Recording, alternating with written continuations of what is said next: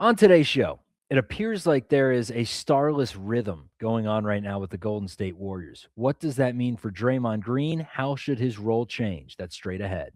You are Locked On Warriors, your daily Golden State Warriors podcast. What are they going to say now?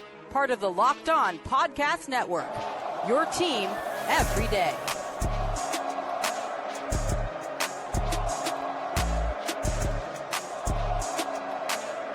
What's the good word, everyone? Welcome into Locked On Warriors, part of the Locked On Podcast Network, your team every day. Thank you for making us the number one sports podcast network out there, for always making Locked On Warriors the first listen of your day. Today's episode is brought to you by 5 Hour Energy. Have your cake and drink it too. Birthday cake flavor is back.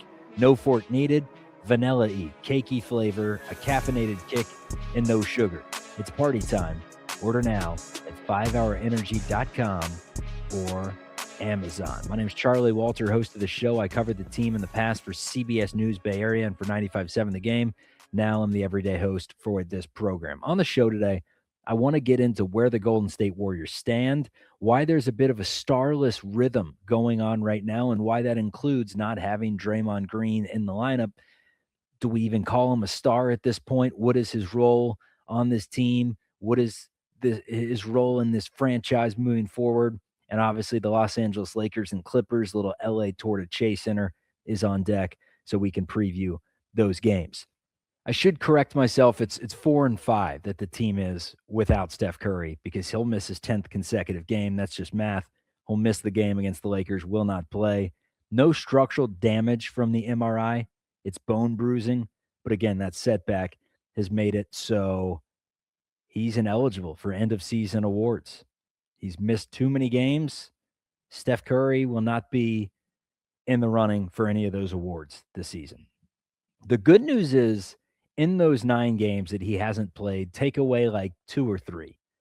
Take away Boston, take away the Pelicans, and take away that dreadful game against the Philadelphia 76ers. The team has played good, particularly when Draymond Green is not out there because there's an offensive starless rhythm going on right now. And a lot of those minutes are going to Gui Santos. And a lot of those minutes, frankly, have been going to, I don't know if Al Horford's been getting more and more minutes, but he's been playing a lot of the 5 in some of these lineups when Draymond's not there. And the offense looks way more cohesive. Draymond is the 2-man specialist with Steph Curry. When Steph Curry is not on the floor, he just doesn't bring a ton to the table. I mean, what you throwing it to Draymond on the short roll to be your main decision maker? I mean, sure, that works when you're playing off Steph Curry and you have that telepathic vision and you know where he's going. And let's get real. He's a good passer. He said it himself on Pardon My Take. He said he's one of the best passers this game has ever seen. Sure, Gui Santos is a great passer as well. Gui Santos is shooting it better. Gui Santos is rebounding well. Gui Santos is extremely efficient. And he's turned it over himself a little bit here and there, but he's younger. He's more of the future. And take away the past, the nostalgia and the I've earned it mentality. He's earned it until he's no longer earned it. What does Draymond Green at this point give you that Gui Santos doesn't, minus on the defensive side of the ball, which isn't necessarily your issue right now? You're struggling to put the ball in the basket. This starless offensive rhythm, though, in the most recent game, a win over the Memphis Grizzlies, 133-112, the bench contributed for 52 points. It was Will Richard in this game that led the team with 21. Brandon Pajemski has been very good lately, averaging 17 points and 12 rebounds over the last 3 games. Moses Moody has been very good for months at this point, shooting at a robust 45% lately, and has showcased that he's an elite shooter. That's what he was praised to be coming out of Arkansas. He was considered one of the best shooters in the draft, and he has proved it 1,000%. And now I'm thinking of a lineup without Draymond Green, or with Draymond Green in a different role moving forward the rest of this season. A role that has him kind of play the Gui Santos role, where Santos slides into the starting spot until that proves to not be the move. But with the way he's played in February, Sure, small sample size, but what's the alternative? You know that you're going to be the 10 seed this season. You can experiment. You can plug Draymond in, is that energy guy that Gui was last year, coming off the bench, giving you 20 good minutes. And it's been floated around. It seems like the possibility of a role change gained traction over the week. Um, Athletics Warriors beat guy Nick Friedel suggested that Green may now be best utilized as a super sub, a defensive specialist. We know all about specialists, from Buddy Hield shooting to Gary Payton's defense, although Payton's really done a lot of work around the basket lately and he shot the ball well. But we know specialists. We also know Steve Kerr. We also know Draymond Green. We know he was supposed to take a back seat last year to Jonathan Kuminga. How did that turn out? Draymond's still here. Jonathan Kuminga's not. So we will see if that's the case and if he turns into some sort of super sub. But the proof is in the pudding to a certain degree. The Warriors don't necessarily need him right now. Postseason may be a different story, but the right now is that you're an 8, you're a 9, you're a 10. Steph Curry wants a chance. He's going to get a chance no matter what happens. So let's experiment. Let's see what the best lineup is. I think I have that best lineup. The 5 that I'd be playing in crunch time and the remainder of the season if Steph Curry were to return. That's coming up on Locked On Warriors. Destroy Jimmy and Domino's. I know Jimmy drinks great wine. The NBA season's really heating up, and DoorDash has a way to keep fans in their bag the whole way through. Whether you're watching the highlights, the tunnel fits, or just your favorite player, DoorDash makes the entire season more fun. Because every player has their bag, and with DoorDash, you, the fan, have one too. DoorDash keeps your snacks stocked, your gear fresh, and your watch party vibes absolutely on point. There are nights where your team stresses you out. Let DoorDash become your post-game therapy. Sometimes you just need dessert, and you need it now. If the group chat says pull up, DoorDash makes sure you're prepared. From snacks, cups, even a phone charger for the friend who's always at 2%. From tip-off to overtime, stay in your bag and order on DoorDash. Get snacks, drinks, gear, whatever gets you through the season, delivered right to your door. DoorDash, in your bag, all season long. Forget that. We champs. Why are you starting with that question? We got 4 championships. All right, now's your chance to be a subscriber to the Locked On Everydayer Club. It's a great place to hang out. We got a special Discord just for Golden State Warriors fans. I'll be popping in there. We also have national Discords to where you can hear fans from other teams give their discourse. What's the debate over in Pistons land, in Atlanta Hawks world? Learn more about Jonathan Kuminga. You can do all those things by being a member of the Locked On Everydayer Club. Check the link in the bio on YouTube and the show notes wherever you get your audio podcasts. Your eyeballs have been working fine. The offense does not look as good with Draymond Green out there. So this is not really a demotion. It's more a strategic evolution, the Warriors would call it, to where Draymond's game, not even his game would be the same. His role would change. You have him coming off the bench, fitting in lineups that make more sense. You're staggering his minutes to where he's only playing with Steph Curry, that sort of thing. And if Steph Curry's not on the floor for the next week or for the next few weeks, whatever it may be, you evolve, a strategic evolution, because defenders are ignoring him on the perimeter. Driving lanes are getting clogged. And without Steph, you lose that one really, really valuable thing that Draymond brings to the offense, that telepathy, the fact that he knows how to play with everyone out there. He's not as familiar with Gui Santos and Quentin Post and Brandon Pajemski and Will Richard and Al Horford and definitely Pat Spencer in their two-man game. He's not as familiar playing with these dudes as he is Steph. And frankly, his skill set of setting very hard screens and allowing Steph to get off the ball and then facilitating to Steph while setting screens and pushing the pace and finding Steph in transition and finding Steph off pin down screens and finding Steph and finding Steph and finding Steph. That wasn't a broken record there. It's just like that's what he does. Their games complement each other. Said it on an interview a couple weeks ago that it was a match made in heaven. This team, this franchise was a match made in heaven. Draymond Green did not walk into some amazing situation. In fact, he explained it the other week. the Warriors were the laughing stock of the NBA when he got there. But he did happen to go into a situation where the way the team wanted to play benefited Draymond significantly. And we know that Steve Kerr had to make a tough decision to sit David Lee, an all-star, on the bench, effectively kind of transitioning David Lee's career and proving that this thing's just about over, and bringing up Draymond Green. Are we getting some poetic harmony here where it's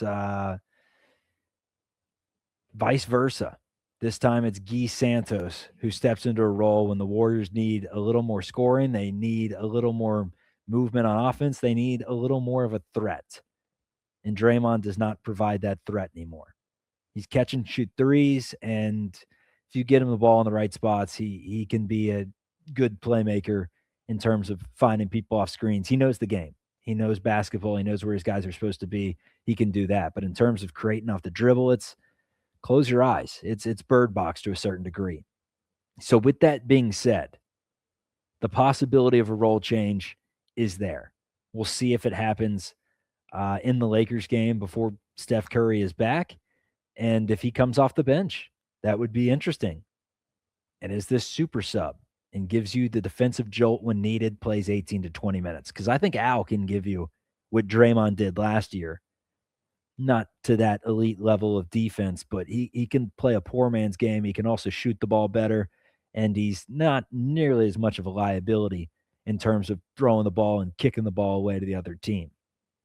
So you can stagger games. You can do that the rest of the season. You can give Draymond some rest, get him ready for the play-in that's likely going to happen. Could get to the playoffs if you go on a heater, but it's likely play-in. It's 8, 9, or 10. Who we playing? 7, 8, 9, or 10, I should say. So if it's no Al, it's a Draymond day. If there's no Draymond on the floor, it's an Al day.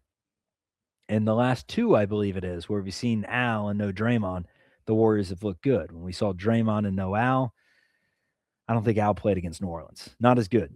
So staggered those games. The overall plus-minus, plus 23 for Al Horford on the season. The average as compared to Draymond Green's -7. That's not average. That's cumulative. So take what you want from that stat. It's not the end-all, be-all. But again, there's a big difference there. That two-man game is no longer with Steph Curry not there, and it's equity. Truly just equity that is keeping Draymond Green in the role that he's in because everyone sees it. You see it. I see it. Playoffs, that can change. Matchups-wise, that can change. You need Draymond on the floor against Victor Wembanyama, but that is situational. Aside from that, there are games where you truly do not really need him on the floor. We've seen Steve Kerr go with 5 minutes of Quentin Post or 25 minutes of Quentin Post, depending on his needs. We've seen him go 15 minutes of Gui Santos and now 35 minutes of Gui Santos. Same with Pajimski, same with Moody. He tinkers things. But when Draymond Green is out there, assuming he's not walking himself off the floor and kicking himself out of the game after a heated debate with Kerr, assuming he's not doing that, Steve Kerr's giving him 20 minutes per game. So their way it's, 15, 18, coming off the bench. Interested to see. My 5, though, because without Curry, the Warriors can no longer afford that sentimentality over actual functioning and what makes sense. And that's what it feels like to me. Kerr has acknowledged the conversations with Green about coming off the bench. It's not framed as a demotion. Again, evolution. And Pokemon, when you're taking on Brock, Gym 1, we're going way back for the OGs. And you decide that you don't want to evolve the Squirtle. You keep hitting B instead of going to the War Turtle.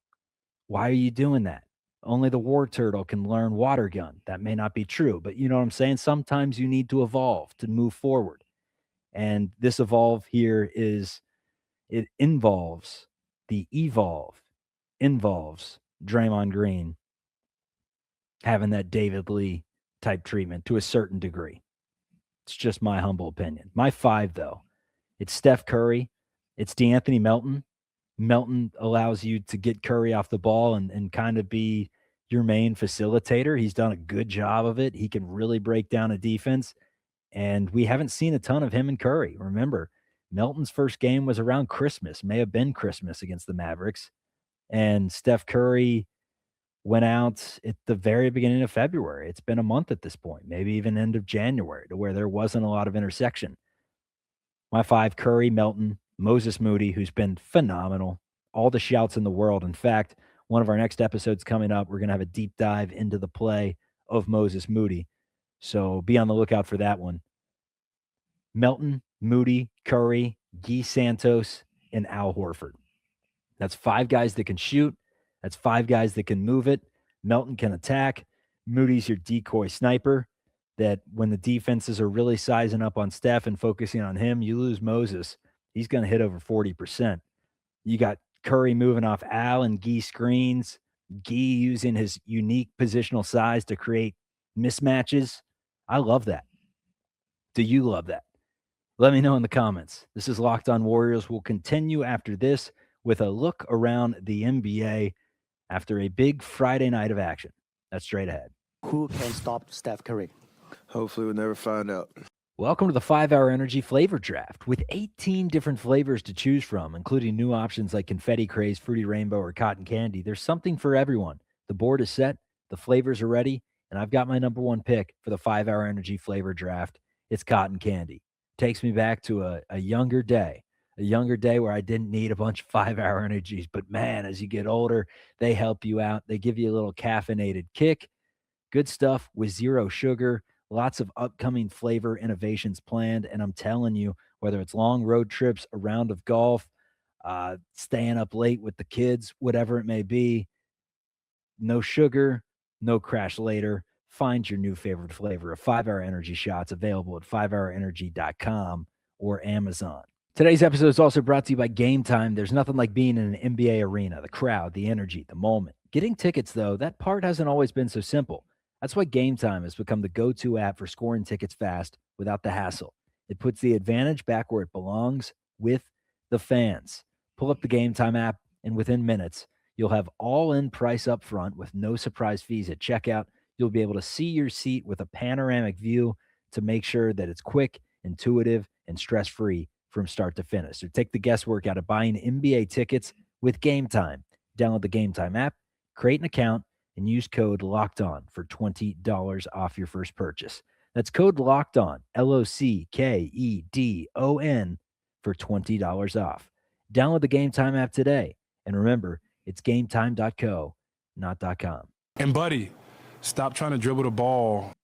Don't look now, but the Lakers are pretty vulnerable. They've lost 3 straight games, have not looked excellent by any means, and L's to the Suns, Magic, and Celtics over their last trio. In fact, that game against the Suns, I thought, taught us something pretty interesting, where late in the game, Luka Doncic, Austin Reeves, and LeBron James, which does not make up your best defensive tandem, wasn't pulled.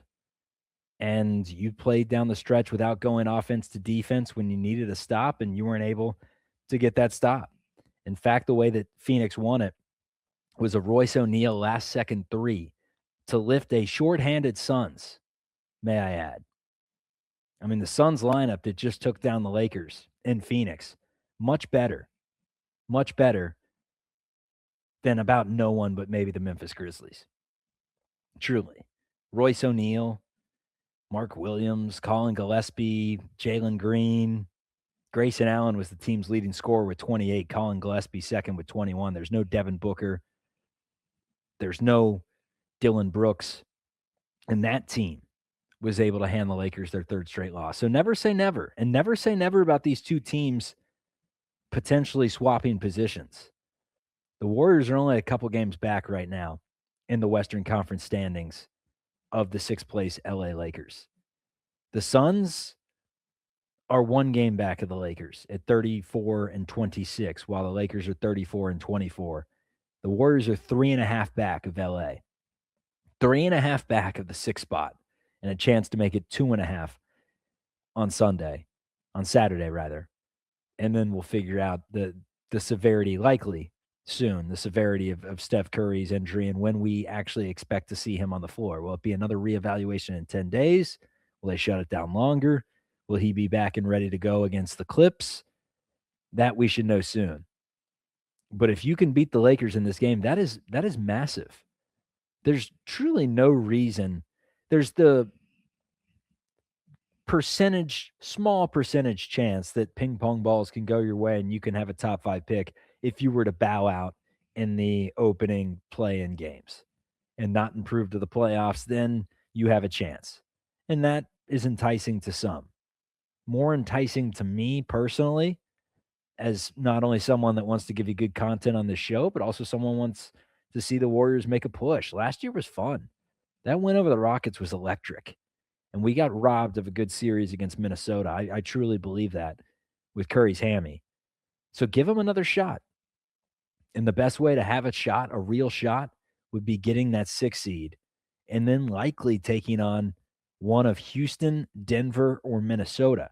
Take your pick and let me know in the comments who you'd like to see of those 3 in a hypothetical world as we get the horses way in front of the carriage here, where the Warriors are still 3.5 back. But if you were to sneak into that 6, Houston, Denver, Minnesota, who do you like?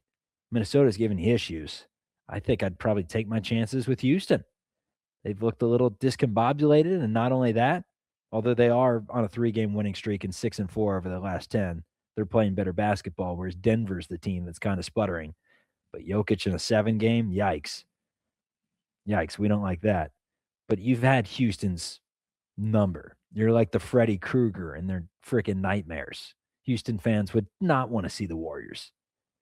Even if Curry was missing games, Houston doesn't want to see Golden State just because the PTSD of what Golden State's done to Houston consistently. I think they'd actually like to see the Warriors if there was no Steph Curry. I take that back. But if there was, that man haunts their dreams. I think that's very safe and very fair to say. One final thing I want to end up with is the Brandon Pajimski and Quentin Post spat the other day.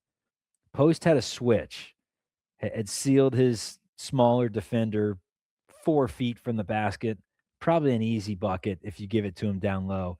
Pajimski looked him off to swing it and pass it around the perimeter. He didn't not see him.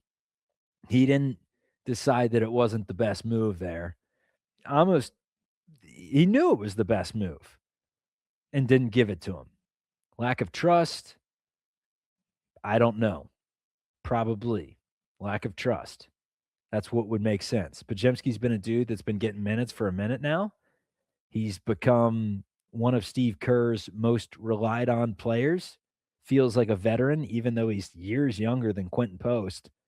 Got a little more NBA experience on him. But Quentin Post, I bet he was going into that timeout saying, as Draymond Green had to separate him and kind of be the player's coach there. Every right Quentin Post had to make the claims that Brandon Pajimski should have gotten them the ball and that was a selfish move there and not a smart basketball play. He had every right, because you got to believe in your teammates to a certain degree that when they have a mismatch of that magnitude, that they can capitalize. The best offense is getting the ball close to the basket every single time. Quentin Post is a 7-foot NBA player that can finish 3 feet away from the basket over a guard, I promise you. And instead of making that heady basketball play, for whatever reason, Pajemski, who usually has good IQ and good feel for the game, does not have any feel in that position and instead swings it around the perimeter, which to me, the only thing it can display. I mean, these guys have been on the court a decent bit together. It's not like they never play. It's not like they always play together. They're in different lineups from time to time.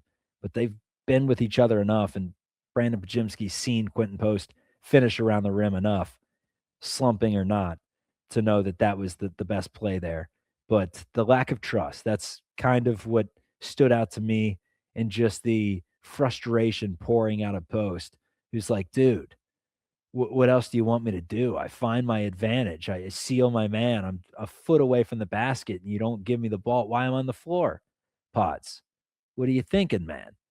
Although it looked like he was frustrated. And I wonder if that's something that carries into the locker room after the game? Because you don't know. We don't know. Nobody knows except for the dudes in the locker room. Is that something that, they're not talking for the rest of the day, or is that something where they dapped it up right as the horn sounded and said, hey, my bad? That's the best way to approach it. If you are Pajimski, that's the way you hope he's approaching it. Just a simple my bad. I should have gotten you the rock there. We'll learn from that, learn from our mistakes, and get better. But that was something that I thought was noteworthy that went down for the Warriors in the last week. In the last month, it's been a lot of Moses Moody. Still want more from Pajimski, although the numbers say he's playing pretty well and he's had some good games in the last few. Gui Santos has been consistently awesome. Is this who he is? Is this who Gui Santos is? A very efficient and effective offensive player who rebounds like crazy and still has a lot of room to grow defensively. Because if this is who he is, it's time to slide him into the starting lineup and to give him a new role and to transition Draymond into not a demotion, but a strategic evolution. Because sometimes the Metapod, he can't do any more Hardens. You have to get into a little Kakuna and turn into a Beedrill and throw some Fury attacks. Half the audience is like, what the hell are you talking about? The other ones are like, nice, Chuck. Good reference there. All right, this is Locked On Warriors. I'll see you after the Lakers game. Also, Eric Pincus coming up soon. Great guest from Bleacher Report. We've had him on a few times. He dissects the numbers, talks salary cap. It's going to be interesting. We'll hear his thoughts. That's coming up over the weekend. Lots of shows this weekend. We'll talk to you. See you, everyone.